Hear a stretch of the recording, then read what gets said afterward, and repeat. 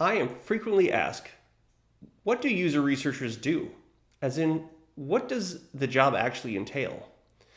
Well, I'll offer a general summary, but with the caveat that user research can take on many forms and the work tends to vary based on their product domain. It's hard to make a perfect general description, but hopefully this one is good enough for now. The practitioners of user research, not surprisingly called user researchers, have a diverse set of responsibilities. Some are obvious, but many are less than obvious. At the core of the job is running user studies. These studies can take on many different forms depending on the research methodology being used. Some of the differences in studies can include if the study is on site and in person or done remotely and online, if the research is moderated or unmoderated, if the goal is to observe usage or to measure attitudes, if the sessions are run with individuals or a group. And then who should participate? How do we recruit them? How is the product represented? That could include a working program or prototype, mock-ups, images, or just written text. And how is the data going to be collected? All of these factors and more need to be considered when designing a user research study. Executing a study can feel like a juggling act, keeping all the moving parts coordinated. The design and execution of research studies is a larger topic than can be adequately covered in a single video, but hopefully this provides an overall sense of their complexity. Other videos will explore the topic in more detail. Although research studies are the core of the job, it's hardly the entire job. Other work is necessary to make the user research sessions possible. Specifically, keeping engaged with projects.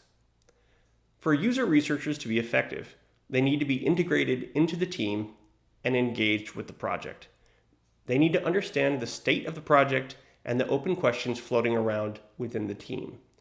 Oftentimes, questions will be brought up by team members without them realizing that that question is a prime candidate for inclusion in a user research study. If the user researcher isn't actively engaged, they may not identify these opportunities. Also, by staying engaged with the team, the researcher maintains a valuable big picture perspective on team priorities and the progress against milestones. This will help ensure that the researcher is focusing on the right questions and can successfully land the research findings within the team. Please note, to create this engagement, effort is required by both sides, both the project team and the researcher. The team needs to remember to invite and include the user researcher in relevant team meetings and communications, and the user researcher needs to get to know the team and, of course, take advantage of any opportunities they've been afforded. Another important duty of the user researcher is education and evangelism. Because user experience thinking isn't an automatic approach for all product development organizations, UX practitioners often need to explain UX concepts to their colleagues. Sometimes there's a lack of information that needs to be filled, but occasionally you discover misinformation that needs to be corrected. The fact is, while we might speak about the overall UX orientation of a whole organization, it really comes down to the knowledge and attitudes of individual employees, which can vary greatly. On any given team, it's unlikely that everyone will have an equal average understanding of UX. More likely, there will be a wide range with spikes and troughs. Some will already understand a great deal about UX, while others will not yet be familiar. A few might even be opposed to UX and view it as unnecessary. One-on-one conversations are often the only way to understand their perspective and address their concerns. That can take significant time and effort. Given that user research is the intersection of both user experience concepts and research concepts, the need for education and evangelism is arguably greater. User experience alone can be a challenge for some to grasp. Refracting that through the prism of research can be overwhelmingly hard to keep straight. I can't blame people for struggling to understand what UR does. They have their own job and their own complexities to navigate. And after 20 years, it still makes my head spin occasionally. So it is the UR's duty to best explain, and explain again.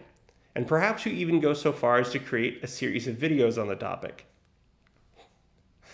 Organization and capability building. In order to construct and conduct user studies, various resources need to be established beforehand. For example, you need to have somewhere to run this study. Ideally, that place is set up for the purpose of research, perhaps with recording equipment and dedicated hardware in place for participant use. This is not trivial to establish and maintain. And then there's recruiting. Getting the recruiting pipeline set up is a huge task in itself, however you choose to do it. And after doing a few studies, you will quickly need an organized report archive to contain the study deliverables and any supporting materials. Specialized software, such as professional survey software, and specialized hardware, such as eye tracking equipment, might also need to be purchased, installed, and maintained. In very large companies with significant internal user research resources, some of these things might be taken care of by lab managers or other support staff. For many user researchers, however, they do not have any support aside from the company's IT department, and it isn't always the case that IT agrees to provide specialized support for user researcher needs. Often, the user researcher is left to take care of these things on their own. This work is often overlooked and/or underestimated by management, and can become a major source of stress for the researcher. Finally, there's the usual professional development activities that any professional would expect, such as attending conferences, mentoring peers, learning new skills, etc. And like all disciplines, this only happens if your management supports it and the individual employee pushes to do it. I hope this was a useful overview of what a user researcher does. It's hard to make a generalization that is totally accurate for all cases. So if you're a user researcher and you feel I mischaracterized your job, I apologize. But it's hard to make a one-size-fits-all product, right?